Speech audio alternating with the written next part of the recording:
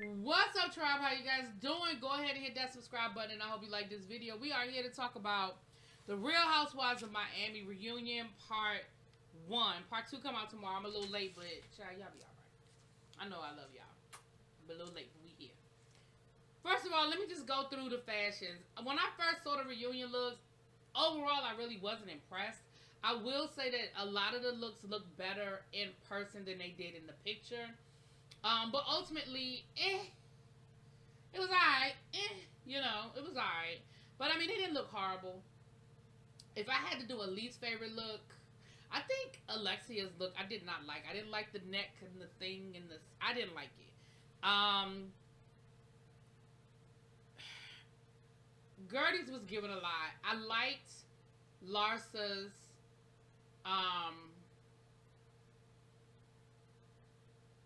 Maybe Larsa's was my favorite. I don't know. Lisa wore black because she said that was representative of her dead ass marriage. Child. Anyway, let me go on and get through these notes. So, of course, we know we have to see Andy go from room to room to room and talk to all the ladies. Yeah. We talked to Nicole because the setup is the bank vault where Nicole had her her engagement party, and of course she had to throw a jab at Larsa and was like, Larsa, do you know what we are? Because of course, remember, she uninvited Larsa from the party, so that was a little cute, kiki, whatever. We start with Andy asking Julia about Martina and what's going on with Martina. So what we find out is that Martina was diagnosed with both cancers, but the doctor would have never found one cancer without the other, which is really weird. She had gone in for her regular mammogram and nothing came back. But then she had a swollen lymph node. She thought it was a side effect from getting the shingles virus, but she went to the doctor to get it checked out. And when the doctor checked it out, he was like, oh, no, this is not a side effect. Ma'am, you have cancer. And then while they were doing the full panel of screening, they found the cancer in her breast. Now, what that sounds like to me, I'm nobody's doctor, not even close. But it sounds like maybe, well, I'm not going to say that. She's been diagnosed with breast cancer and lung cancer. I'm going to leave it at that. Stage 1, and so she's fighting, and Julia said we fighting it. But you could definitely tell that it's kind of weighing on her, right? Then we go into Lisa, and let me tell you something about Lisa and Lenny and this damn divorce. Let me tell you what I'm sick of. Both of them. We found out that Lisa caught Lenny in the hot tub with the woman that he left her for a whole year before he left her. Probably a little bit more than that, because Andy said when we were at the last reunion, how long ago was it from that? She said a year ago. So at the last reunion, that was about 6 months ago. So almost a whole year and a half, you caught your husband in the bed. In a hot tub with this woman, and she said it looked inappropriate. And I pulled him out of there, and I was like, this is inappropriate. And I stared that woman down. Girl, you did what? See, Lisa, if you decided to stay with him, but you was putting your plan in place, I wouldn't even be mad. If you decided to let him, think you was stupid and get away with it, but you was still, you called a divorce attorney, you started siphoning money, you started, putting a plan in place, girl, I would be here for it. But that's not what you did. You lived in your own little fantasy world about it. Come to find out, Lenny has been using divorce and using over her head for the last 20 years. She said every time they get into an argument, he throws divorce out. Which now it makes sense that when they were down in Key West, and Lisa kept saying, I'm just waiting for Lenny to snap out of it. I'm waiting for him to say he's sorry and he changed his mind and he was just being, rash. Because he's done that before. He's done this before. You just didn't realize that he meant it this time. And here's the thing. I 100% believe that this man has been treating you bad, cheating on you in your face, disrespecting you for years. But because you were living a good life, you were good with it. And I don't care. And I'm sorry if that sounds crass, but that is how I feel. She said she's still buying groceries for the man. Girl, bye. She said they don't live together, but they try to co-parent the best way they can. Girl, Lisa,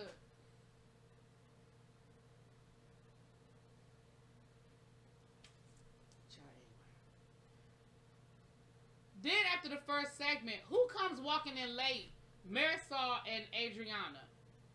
Really? I don't know if I've ever seen that before. I don't know if I've ever seen a main cast come in after the first segment.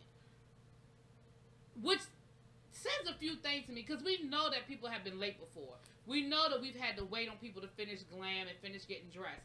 How late was Marisol and Adriana that they said, we can't wait no more, we just got to go ahead and get started? How late were they? So Adriana comes out and they bring up the BBL and how she had the audacity to ask Larsa to go with her to get the BBL after she gave Larsa such a hard time. First of all, Adriana, it's something wrong with you. Like, your red wire and your blue wire don't connect. Like, I don't understand what your thought process is. She's like, well, it's called a BBL, a Brazilian butt lift. So it's from my country. I can have one. It's not called a LLL. It's not a Lebanese butt, well, LBL, whatever, a Lebanese butt lift. Like, and I was like, what? So first of all, Larsa can't get a butt lift. Like, it's okay for you to do it, but she can't do it because it's named after your country, but it's named not. Then Larsa dumbass gonna sit there and say she ain't never had a butt lift, had one. Girl, bye. If you ain't never have a BBL, girl, I'm a size 8. But we know that ain't true.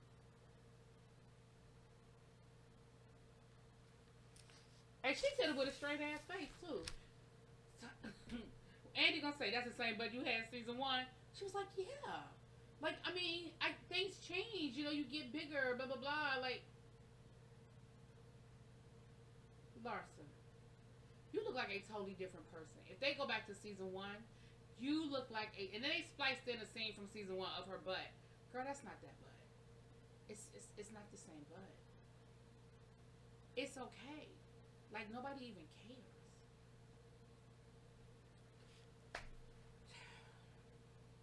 Child, we found out Lisa got a whole boyfriend, and he's in the tech industry, so that means he got money. So she alright, yeah.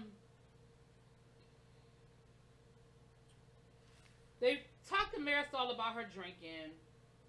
Marisol said she ain't really drinking that much. She said that she's using a lot of what she does on the show as product placement for stuff that she's gonna be selling in the future. So I guess she's gonna have those bedazzled flask and the set that she always talks about, and so I guess that's like she's setting up. Marisol, girl, this season 6, y'all about to go into season 6. Why you don't already have your merch? Why you don't already have all this stuff? Girl, you've had more than enough time to get it together. It's cool that you like to drink, but they say that she's not a sloppy drunk, that it doesn't interfere with the filming. It just is what it is. Somehow or another, Nicole said something, so they threw Nicole into it, and Marisol said that Nicole drank more than all of them. And Nicole was like, girl, I don't. Now, I feel like Nicole could probably throw it back. But I don't know about her drinking more. Because y'all drink. And y'all are some drinking heifers, okay? I don't know about drinking more. I don't know about that one. Then we talked about Nicole and her father. Listen, Nicole, I was rooting for you. Because I really like you, Nicole. I do. But this whole situation with your father, you wearing me out. Now, let's be clear. I have not walked a mile in your shoes.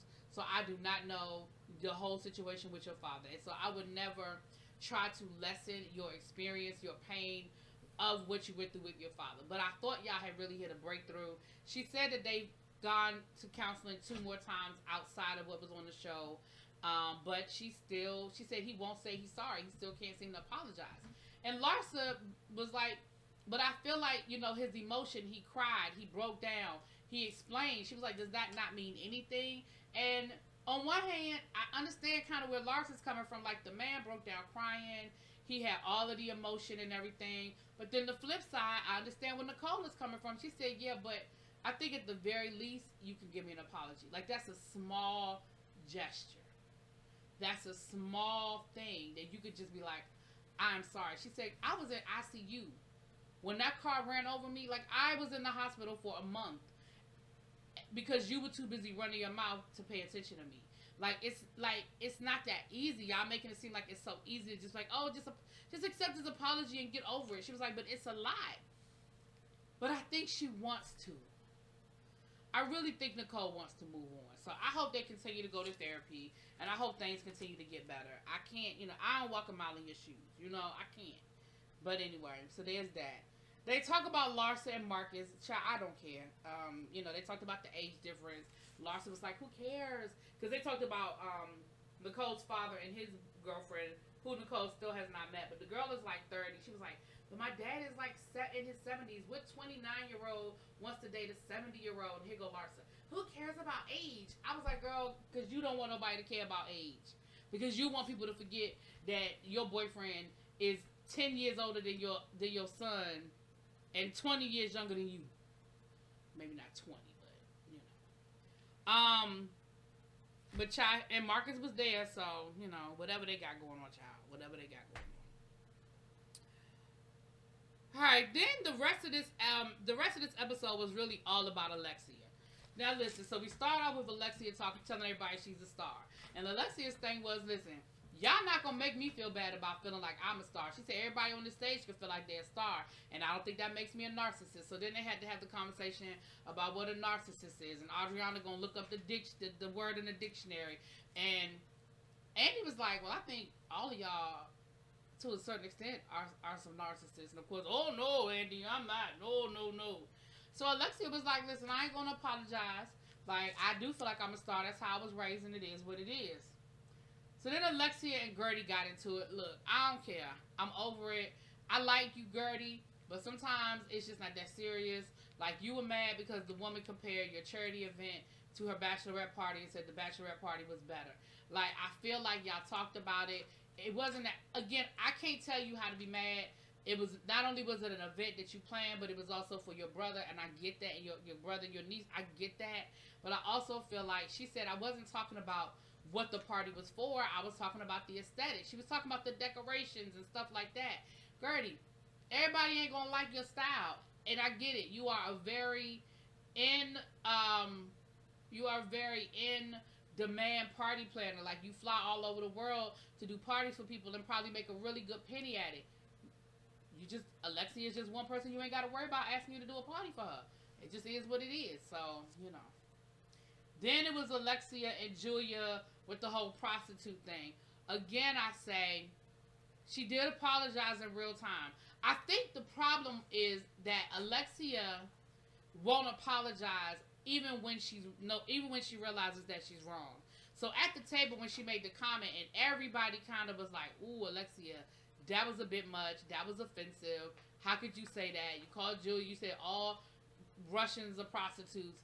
Instead of her in that moment apologizing, she doubled down and was like, well, I can say what I want to say. Like, I said it, so what? Now, at the end of the night, they did show a clip of her hugging Julia and apologizing. And maybe in that moment, Julia was like, okay, girl. But you know how sometimes you think about something? And so the next day, Julia was mad all over again. Now, again, I can't say whether she was right or wrong to get mad all over again for something that the person apologized for. But I think that's why it's so hard for people to accept the apology. Because, Alexia, your first instinct is to double down. Instead of saying, just like with the whole Adriana thing, you found out that man wasn't married. You should have just said, Adriana, I'm so sorry. Like, I really was looking out for you, and I really thought that man was married. But he wasn't, and I apologize. But instead, when Adriana was like, you owe me an apology, oh, I'm never apologizing. I'm never going to apologize. And I'm like, why? You were wrong. You owe that woman an apology, and you owe him an apology. But instead, what do? You double down on it, and you're like, well, he was just a hired boyfriend anyway. He wasn't even, they weren't even in a real relationship. So I'm not going to apologize because that's not even a real relationship. See, again, first of all, it don't matter. It doesn't matter whether it was a real relationship or not. What matters is you double down instead of just saying, girl, Then, Adriana brings out text messages where Alexia was trying to set her up with a married man, talking about, I don't know if he's married or not, but his marriage was never all that good, so you be all right. And Alexia and Adriana is in the text saying, I don't date married men. Don't set me up with a married man. Don't, if he's married, I don't want nothing to do with him. So then, of course, now, again, now Alexia gonna act like she don't understand the connection and she don't understand what the purpose is. And oh, Adriana is just being theatrical, bringing out text messages from 2020, and Larsa talking about something from 2020. But her point was valid. As much as I don't want to give Adriana anything, her point was valid. Her point was so valid. And what she was saying... Testing. My bad. I think the mic... Hope the mic is still on, y'all. But instead of just admitting it, instead of just accepting and saying, look, my bad, you know, girl, you got caught all up in this whole thing.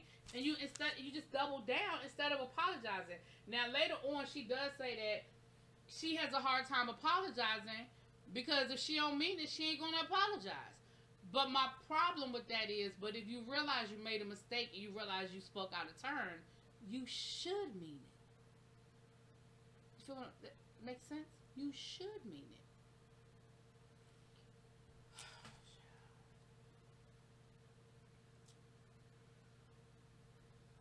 They brought up the whole black card thing with Nicole, and Lisa brought up a good point. Lisa said, look, Alexia, I appreciate that you set that whole thing up for me. Thank you, I appreciate it. She said, but I'm going to be honest.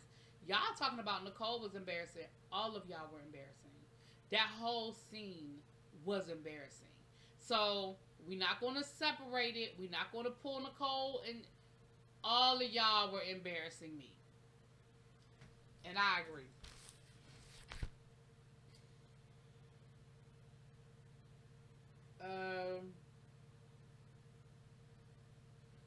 And then we sort of ended the episode with Alexia once again doubling down on her being a star, because somehow Lisa got into it, and she said, well, Lisa, you would do better to believe you were a star, because if you believed that you were a star, you wouldn't have let Lenny treat you the way he did all those years.